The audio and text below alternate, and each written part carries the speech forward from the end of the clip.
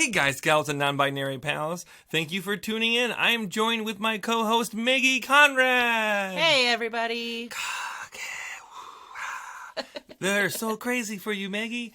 Maggie's also my business operation manager, or my business partner, and is basically the smart person out of the both of us. I'm just the crazy person who does drywall. You have the ideas. I just make them happen. Yeah, I have too many ideas, some would say. But Maggie, we are here today to talk about DIY and to do all the compassion stuff. So we've had one hell of a busy week today already. I just announced my retirement from burlesque yesterday. Oh. I know. I've been doing it. Were you just snapping? Yes. Very impressive. I have been doing burlesque for 15 years. And I am now finally hanging up my G-string. And, and I am going to focus on whatever the heck this is. And I'm really nervous about it, to be quite honest. But Maggie has helped me with that decision, and now we're going to be focusing more on this. But my last date of performances is on December 16th. And if you're thinking, Mercury, I'm too far away for you, I could never possibly watch you perform, you were wrong, because we have an online version of my weekly burlesque show called 5 Star Tees. You can watch every Friday until December 16th. Tickets are available at our website, mercurystardust.com. Shameless promotions. Which is the only reason you start a podcast, to be honest. The only reason, yeah, really. The only reason you start... Self-promo. Yes, self-promo is what a podcast basically is. But Maggie, we're here today to help some folks. So should we help some folks? Let's do it. Meow, meow. Hi, Mercury. This is Kaya from Mechanic Shop Femme, and I have a question for your new podcast. I'm fat, and that means I have a lot of problems with toilets, as ridiculous as that sounds. Basically, every apartment I've ever lived in, the toilet seat has loosened and came off entirely. But this time, the entire toilet is moving. Like, I sit down and it kind of rocks back and forth. Is there a special extra sturdy toilet and toilet seat I can buy to solve this problem? Thank you so much. Wishing you so much luck on the podcast. Kaya, it's so good to hear from you. I love Kaya. I follow her on TikTok. Oh my God, so do I. We just had a famous person call in. I feel so achieved in life. But that all being said, first and foremost, it's not silly at all to have this problem. A lot of people have this problem. And I think that the way the toilets are designed is basically they're just 2 screws into a flange that hold it all together. And that flange is underneath your toilet that kind of like holds it together into the drain pipe itself. And it's really not that much. It doesn't take that much to bend those or to make those loose. So kind of let's go over some things that we can do. I did some digging here, and I found some really cool answers. First and foremost, every single person, anytime I've ever done any toilet-related thing, Maggie, I get questions about toilet seats. Everyone has the same problems. These toilet seats are always coming undone. I have this problem, too. Oh, yeah. As a bigger person myself. So I have found a really wonderful toilet seat that is actually designed not to ever loosen up again. Oh, wow. So these toilet seats that are out there, often the reason why we use nylon screws is because we don't want to damage the porcelain, right? But there's screws out there in toilet seats that have partially nylon covering and then a metal screw underneath there. So it can hold so much tighter, right? So it's a metal screw that has nylon covering it up, so it's not going to damage the porcelain. Now, the brand of this one is a Demi's Heavy Duty Toilet Seat, okay? This is a BEMI, okay? Don't know how to say that. Bemi. Bemi? Is it pronounced Bemi? Bemi? Bemi? Bemi. We go way back.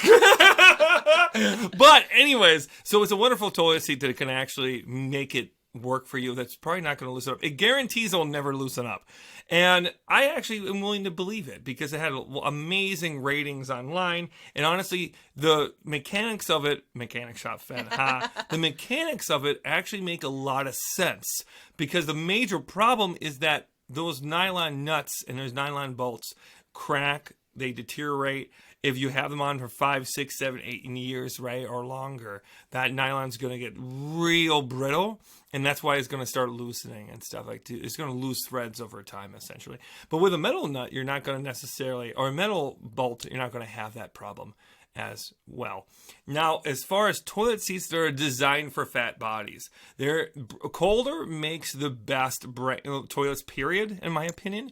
Kohler also makes ones designed for larger bodies, from heights to weights. I think they're wonderful.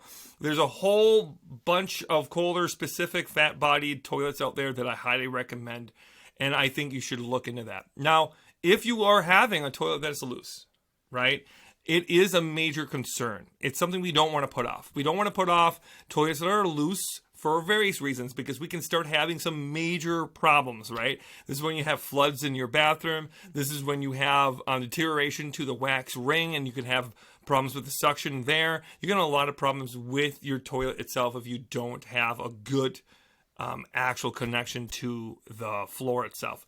So I highly recommend getting yourself called these little plastic wedges that can go under your toilet that can help solve the problem. If those two bolts that are going through the toilet into the flange are not working for you, then get yourself spacers, right? Like if they're not doing the job, right, then get yourself spacers and really do a good job. Bring yourself a level, put a level on the toilet, and just make sure they get nice and wet. This is a nice temporary solution for renters, for people who are not living in a space for long term, and honestly for anything around those lines that like you want to do something but you don't want to put like the financial investment into a brand new toilet and taking the toilet off and do all these things that honestly, you know, a landlord or a maintenance technician should do if you're in an apartment. So that's my hot take on that. So do those go right under the nuts?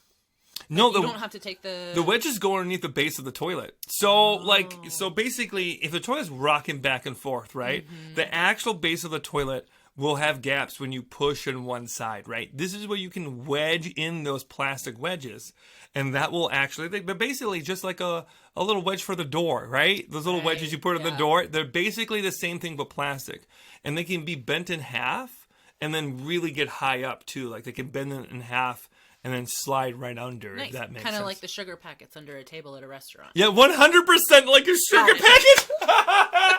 That's the best analogy because every single person who's ever been to a restaurant knows that experience. Maggie, you're killing the game here. 100%. I think often we look at these things as renters especially. We look at these things where we're like, I'm not going to be able to fix that. Not something that I can fix. I don't want to worry about calling my landlord and dealing with my landlord. But in reality, it's actually something that's pretty fixable, even a simple solution, and that we gatekeep ourselves with this knowledge, right? Like it's okay not to know, and it's okay not to be able to put your head around what could actually solve the problem. But I think that we do ourselves a great disservice if we don't give ourselves the credit to even look into it, right? So giving yourself, basically allowing yourself to even Google what the possibilities could be is a struggle for so many people. They don't think they're good enough to even learn that, you know? So I think that that's good to put that information out there and let the information superhighway do all the work for us. But Kaya, it's so good to hear from you. Thank you, Kaya. Mechanic Shop Femme is basically the mechanic version of me on TikTok and otherwhere. You absolutely follow Mechanic Shop Femme. They're an absolutely amazing person, and I had lunch with them a few weeks ago, and I learned more about content creating from them in an hour-long conversation than I have in a year and a half doing this for myself. So, thank you. Hi, Mercury. My name is Christine. I rent a very beautiful and old apartment, and I have 11-foot, possibly 11.5-foot ceilings. And I would really like to get a cat tree for my cats, one of those telescopic poles, but the highest that they go is like 9 feet. So how do I fill the 2.5-foot void and make sure that it's secure enough for my cats to be able to run up and down it? I was going to keep talking, but I guess I'm done. Hoping to hear from you on your podcast. So excited to listen in. I have a terrible habit of leaving very long voicemails, so I'm going to talk quickly and get myself off here. Love you all. Bye-bye. Christine is speaking the queer person mantra. I'm really bad at voicemails. 100% we all are. Okay, so we have a question about the telescoping cat trees. You know what they're talking about, right, Maggie? Yeah, I know what they're talking about, and I can't believe they have 11-foot ceilings, first off. Yeah, that's amazing, right? I'm so jealous. That's like a renter dream. My first apartment I lived in, I think I had like a 7-foot ceiling. I could touch it with my palm and everything. Yeah, so like... My old house was 7 feet. Really? So Wow.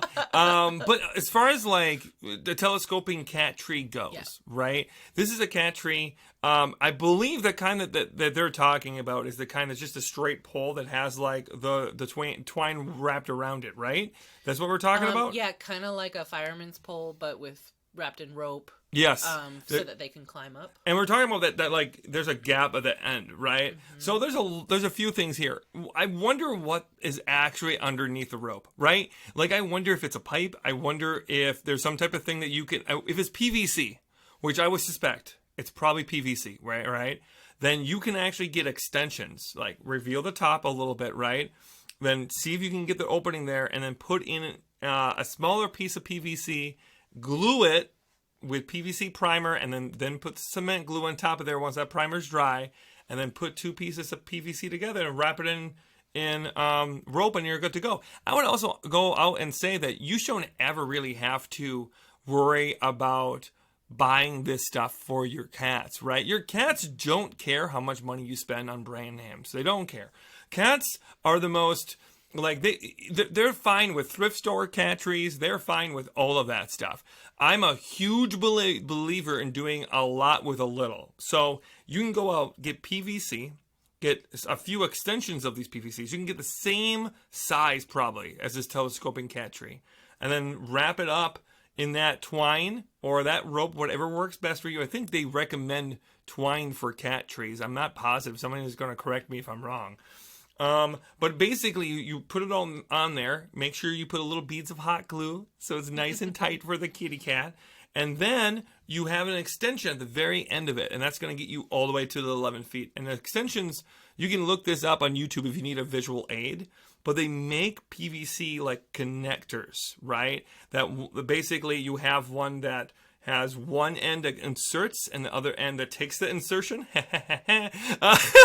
And then it repeats the process on the other side. And then you can connect the two together. And that's kind of how you can extend it. So and you can cut you... that with like just a regular hacksaw can cut the end of those PVC pipes off. How would you recommend putting it, against your floor and your ceiling without damaging, say, the ceiling? What would you put up? That is another really great question. So they have PVC flange ends and ends, right? Like the ends flare out and have screw holes, right? If you get a piece of wood and bolt it or something, or you connect the wood to the PVC in whatever way works best for you, even screwing it into a piece of wood, right? And then screwing it down the bottom, you shouldn't really, if you get it nice and tight enough, you shouldn't necessarily have to worry about screwing the top off, right? We're talking about an 8, 15, 16 pound cat probably. That's not going to move it as well. Gravity is going to do a lot of the work for you. If you are concerned about it, you need command strips at the top of that piece of wood on the top end. Mirror what you did on the bottom, put command strips on the top, and that's going to be strong enough to hold it in there. You can also screw into there with drywall anchors if you want, but as a renter, you might not want to do that. But now we'll take a step back and analyze this from a different point of view, because I'm not positive that's the right route for them, right? Like if PVC, if we're talking all this extensions and we're coming up with like fantasy world. A lot of DIY. Yeah, this is a lot of DIY, but they're just talking about a simple solution here. I think the telescoping kind, it has to have pressure on top, right? That's why they're asking, right?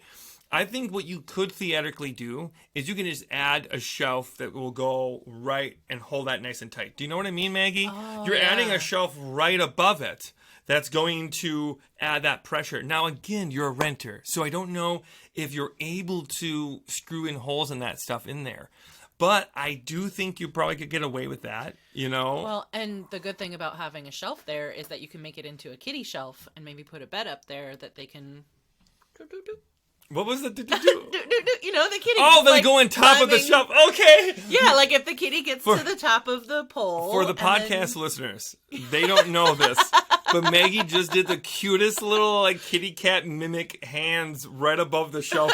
Like you acted it out. Like you, Yeah, I forget that people can't see me. I was watching a cat. That's how good that meow. was. Okay, but here's another off the wall dumb idea that I'm actually like. I don't know if you can tell, Maggie, but I've gotten like excited about it. Okay, so if we're talking about like tension, and always this is the stupidest idea I've had in a while. For those who didn't know, I grew up on a farm, and I got really good at making things work that don't make any sense. Right? If we don't want to damage the apartment at all, and we're just talking about tension, what if you get yourself a tension rod like closet hanger? Do you know what I'm talking about? Those tension or rods, like a shower curtain. Yeah, tension those. rod? Yeah, but the ones that go 18 to 24 inches, right? And you can adjust it. I wonder. This literally, as I'm saying this is just levels of dumb I have not thought of before. I mean, just put like a landing pad at the bottom for your cat, just in case. But here's the thing, though. Here's my thought process: is that if there's a way to secure the end with a piece of wood and give it a nice solid base. Right? If there's a way, even screwing into the top, I don't know. Paint it black. Make it look like it's supposed to happen. And then putting the tension between the ceiling and that. I know that sounds silly, but wouldn't that fix the problem? I mean, I can see that, even using like the command strip suggestion that you gave to, secure them together. And that is true too. Anything that kind of makes it less wobbly. But my thought process goes to this idea that you might want to just like scrap what they have given you and go a different route, because I think that might be the better option, but without knowing what that stupid telescoping cat tree really is made of. If let's say it's not PVC, let's say it's like some type of cardboard or something, well then that's going to be so much harder. You know what I mean? Yeah. I would hope it's out of something plastic. I would hope it's like something that's pretty sturdy. But also I don't know how thick those are either, I just don't know what kind we're talking about. But that's my hot take. I think we gave enough ideas. So many ideas. That are pretty much hair brand, or should I say kitty brand. Oh boy. Stick to podcast making, Mercury. Hi, Mercury. My name is Lauren, and I don't have any questions, but I just want to say thank you for posting on TikTok. Calling a handyman as a single woman is very intimidating, scary, and most of the time I get ripped off, so it's nice to, see tips on how to fix stuff up and what kind of answers I can get moving forward with how to fix things. So I enjoy your TikToks. I'm excited for your podcast, and good luck. I'll be tuning in. Bye. Well, Lauren, thank you so much. This is so sweet. I say this all the time, and Maggie has heard me say this 110 times, but my platform shouldn't exist, right? Like we've said this over and over again. The Trans Handy Ma'am Compassionate DIY platform that we have built, this brand that we have made happen, only exists because there's people in the world who do awful things to people and do treat people poorly based off of their gender, how they present themselves in the world, and how they believe they are to be, right? People make assumptions and judgments on you and therefore treat you poorly. I have said this over and over again, but I shouldn't exist. When I stopped having to do my job is a day that we are in a much better place in our world than we are currently. So it always brings me sadness when people say, I'm so happy that you exist because I don't feel afraid. That the second part of that sentence is most important to me. Of course, I love the praise I get. I love the support I get. But the second half is really what that breaks my heart, Maggie. We've talked about this a lot, about the reason why we have excelled so much is basically because of marginalization, basically because people don't feel like they have a voice in this industry, and because of past experiences with predominantly men, right? And it can be really difficult. As someone who's a renter herself, and I've been doing this for 15 years, but I've been renting for just as long. And there's been times I've had people in my apartment, in my home, that I hide every single thing about me that's queer, every single thing that I think might call attention to myself in a way that might not make them happy. And I get really scared of all of that. I mean, I think the fact that you experience these things yourself and you think this is just what you do. You always think about how other people are also experiencing the same thing, right? You think if I'm having this experience, then all of the other people in the queer community, how many people, single mothers, women, are also having this experience. And I think that's why this platform connects with so many people, because it's your experience too.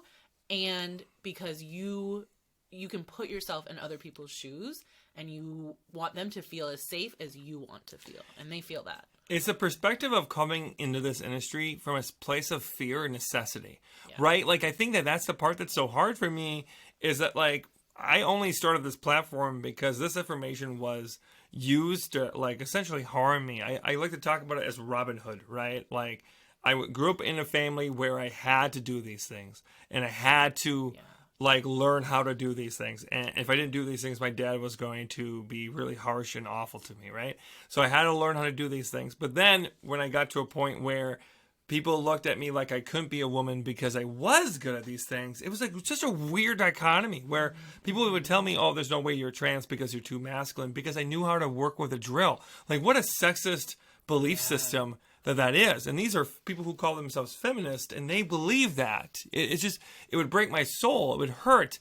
So, like, now I feel like I'm giving back on that knowledge. I'm giving back on that to the community that has uplifted me and supported me. That's how I feel. But I mean, this is still, it's rough, because at the same time, I'm so happy that we exist, Maggie. You and I, this is our job to give people this knowledge. But at the same time, it's so sad that this has to be a platform, The fact that when I say trans handy ma'am, and there's a group of people who are going, oh my God, isn't that adorable, the trans handy ma'am? And equally, there's another group of people who are just like, why do you have to call yourself the trans handy ma'am? Why can't you just be the handy ma'am? Why can't you just be doing the handiwork? And then I want to always push back and say that if you don't understand, then it's not for you. Right. If it doesn't resonate to you, then there's a reason why. Because the whole time, people have catered content to you and you've never noticed it. You've never noticed how content is just made for men. Just made for people in this field who are predominantly cisgender men. They don't even think about that being a thing. Yeah. But then when you're looking at it from a queer's perspective or a femme perspective, and you go, well, that's just not how I speak. That's not how I talk. That's not how I process information. That's not how I communicate to others. And then you go, well, yeah, it's just not for you. It's not for you, Bob. Leave me alone, Bob. There are enough podcasts out there for you, bro. Maggie's like, get out of here, Brad. So if your name is Brad and you're listening to this podcast and you're a good supporter, I love you. You're great. Yeah, I mean, you've definitely have said this many, many times. And I think that you have said when your job will be done when this platform is not needed, right? When everybody can be compassionate, when everybody can be met with compassion, when women and femme people can, be in this industry without feeling ostracized, then we can hang up our hats and call it a day. Yeah. But until then, there's work to be done. Less than 6% of people who are in the maintenance technician field are women, right? That's wild. The number currently that came out 1 month ago was as low as 4.5%. Now, that's a wild number. 4.5% are non-men. Like, what? So low. That makes me like nervous to think about that. You are so likely to have a man be the person who shows up all the time. And that's the thing, is it's not a big deal until it is a big deal, right? Because when you have, so much of violent crime against women is from men, it's a reality for a lot of people. And it's something that for us to really think about and try to process. And also, someone who worked in the industry for so long, there is no protocol about how we enter your home. Not usually. There are some great companies who do have protocols about how we enter your home, rules and regulations. But most companies, from private contractors to property management companies, don't have anything about how we enter your home. Once we have access to your home or what we do when we're in your home, there's no teaching. Right? There is no education that comes with how we treat you in your home. There's this assumption of like, people being good to each other and being nice to people. That's all you hear. People will just say stuff like in a passive way about like treat others the way you want to be treated. But like that doesn't make sense to me. You're missing a thing. You gotta come out and say that you gotta knock 3 times, and then once you open the door, then you gotta say you're entering, and then you gotta keep your head down, open the door, make sure there's no animals that get out. Like all this stuff should be taught verbatim, every single thing. If you have someone who has sight impairments, right, and someone who is not able to actually see you come in, then you got to make sure that you flash the light a bunch of times so they can see you, or no, they can hear you if you're someone who is hearing impaired. And if you're someone that has sight issues, you got to make sure you say things loud enough, right? Like there's different things like that we should be taught, but we're not taught, right? Like, but we've had to learn this doing it on the job, and you should never have to learn how to take care of people while on the job. It should be something that you are taught, that you go through classes and courses for, and that you can all be on the same page, and your baseline is compassion. Your baseline should be compassion. Your baseline shouldn't be, I'm here, you're lucky I showed up. What a weird mentality. But that's a lot of people in this field, sadly. As someone who is in this industry for a long time, that's a huge majority of the mindset, is people are just mad they're even bothered with these requests when it's a part of their job. So that's kind of next on the agenda of Mercury Stardust Media eventually, right? To be able to have certifications for this, to be able to teach technicians how to do this. So, mental note, Maggie, write this down. Business plan next year. I want you all to know that see, I am not a good promo for myself at all. Like, I'm just like, I'm here to do the thing, and I'm going to help people do the thing. And Maggie's just like, we got to plug this 8 times, and we got to do this. We got to make sure you talk about this. Maggie, I love you. Businesswoman of the Year, Maggie. Hey, Mercury. My name's Cody, and I'm from Idaho, and I'm very excited about your podcast. I'm hoping this is a really good way to get more information out to people who need help, handyman-wise, or handy person-wise. I did have a question. We have a door that doesn't latch anymore, and we've checked. It's sagging, right? Just a little bit, but the hinges are giving a little bit, and so it doesn't line up to, I don't know what you call it, the lock plate, I guess. So, yeah, it never really closes. And I was just curious if you had any suggestions about the best way to figure out where the problem is out of all the hinges without maybe taking the entire door down, and how to go about fixing it. Or should we just replace the door or the hinges, or, yeah. So there's my question, and thanks so much. One of the very first videos that I ever did that went viral was the door hinge video. Maggie, do you remember this one? I think so, yeah. Yeah, this was basically the toothpick in the hole row. And the glue. That is like, it's so funny, the things that I have put on the internet that I don't think that are that mind-blowing, that people have treated like, oh my god, what a great life hack. That isn't a life hack. That's how we fix this. We use toothpicks or golf tees to put in a hole, essentially, right? So my thought process is that hole for the hinges, for the screws go into, are loose, and that's why the door is sagging. That's my thought process. We don't know that for sure. I can't see the door, but I think that's probably what happened. So what I think we can do to fix this problem is find what screws are loose, take those screws off. Take the whole hinge out. I mean, make sure you can move the hinge away. You don't need to take the whole door off. You do not have to take the door off for this. You just be able to pull back that one side of the hinge and then fold it, and then take a look at the hinges themselves and the holes and see if there's any cracking or anything like that. But then you can put in toothpicks and then snip the excess. Now, when you put the toothpicks in, Elmer's glue is the way to go. Make sure that there's glue with it, because then that screw that you put back in there is going to adhere with all that glue, here with all of that wood, and it's going to push against it and keep it nice and tight. If you don't want to do toothpicks, if that just seems like a pain in the butt to you, then get yourself a golf tee, put a golf tee in there, put a wood glue around there again because you want it to adhere and really become a part of the wood, and then snip the tip off. And then you can put the hinge back on where you want it to, and then put the screw back in there. And that's basically going to act as like pressure against the wood when that hole goes in there, and you're going to be able to hold it in there. That would be the route that I would go. I think that is what they're asking.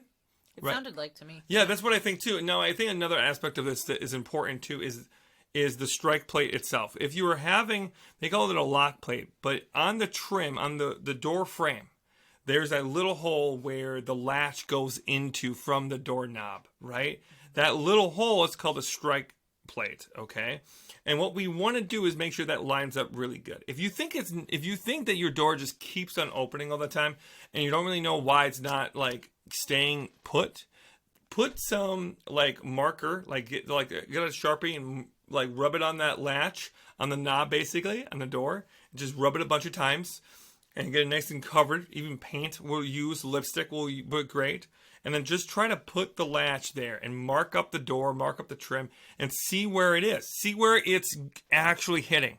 Is it hitting below? Is it hitting high? Is it hitting right where it's supposed to? Whatever it is. And that can be a good indication of where you need to move the strike plate. Because if the door hinges are fine, if they are tight and they are doing its job, and the door is just, like maybe it was put in wrong. Maybe, if this was a rental apartment, maybe that strike plate was just put in a bad spot. And that is, honestly, more often than not, the reasoning what happens in rentals. It's just done wrong. Yeah, it's just done wrong. As someone who like has been in a lot of renters in her life, I will tell you that a lot of technicians just skip this step of making sure that it's done right, and will be like, it's on, and they move on to the next job. But make sure that strike plate is where it needs to be. You can carve up the door a little bit and get it to where you need to. You can do that with an X-Acto knife. Or even like a regular hunting knife, you need to carve that wood out to put the strike plate where it is. And if you're like, Mercury, you shouldn't tell people to damage their doors in order to do that. I'll tell you what, you won't even really see it. You almost never see it. And most technicians won't even look twice, trust me, as someone who's been doing it for a hot minute. So I have a question. I've moved the strike plate before on a door. Yeah. But the problem that I always ran into was the screw hole. The new screw hole was too close to the old one. And will that toothpick, yes, trick help with that as well? That's a perfect hack for that, right? Is that like when you're moving stuff, I say you add the toothpicks in there with the wood glue and everything. Let it sit for 35, 40 minutes. The longer you let that sit, the better it's going to be anyways. And then go back over it, and that will do a lot better. But it has to really have its time to cure to really take up the space before you just put another screw in there, right? Does that make sense? Yeah, that makes sense. Look at that, Maggie asking another question, and then me answering it. If only I could teach 10 years ago, Maggie, this trick. That would have been great. You know what? Honestly, I wish I could go back in time and teach 20-year-old Mercury, because she had a heart of gold, but a few fries short of a Happy Meal, Maggie. The way she would fix things. She did her very best with the information she had at the time. She did things. I blame it on the fact that I used to be a boy. That's why I didn't know what I was doing.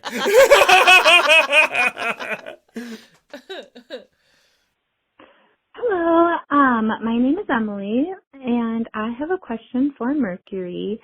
In our kitchen, we have a drop ceiling. And due to a plumbing issue, some of it had to get cut out. And in the drop ceiling, there are little white squares that are drywall, I guess. So two of the little squares are missing. I was wondering if you had any ideas for a cheap, easy fix. It doesn't have to be perfect, but something white that we could stick up there that would kind of blend in more than a hole. Do you have any ideas? Thank you.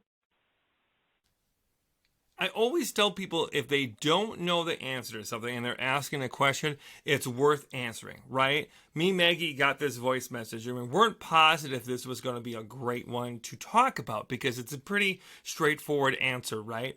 But I told Maggie, it was you know what, we should answer it. Because if someone's asking a question, that means that they're confused enough not to know the answer. And that means there's other people out there who also don't know. These drop ceilings are kind of universal. Not all of them have exactly the same. There's plastic drop ceilings.